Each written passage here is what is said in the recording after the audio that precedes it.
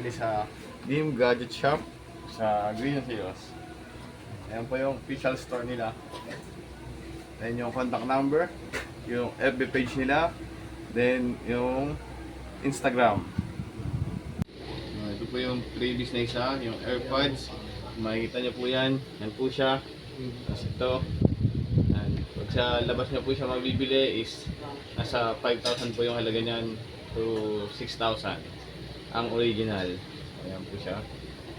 Yung next niya po yung battery, iPhone battery pack. Ito po yung dinidikit lang sa cellphone. Nag-charge siya po automatic.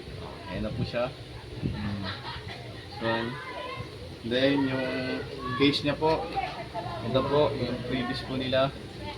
Napakarami po nila mga pa-previous kapag po bibili kayo mapa second hand man or brand new na iPhone.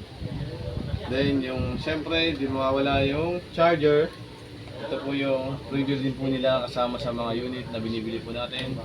So puntahan nyo lang po sila sa kanilang store sa may Green Hills po. Ito po. Then ito na po yung mismong cellphone. iPhone 12, 256 gig. So yan. Yan. Try po natin siya i-open. Mag-open. Yan na po. Nakita nyo na po yung kanyang.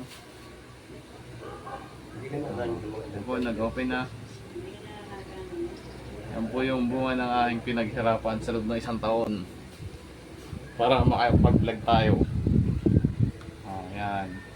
iPhone 12. Yan.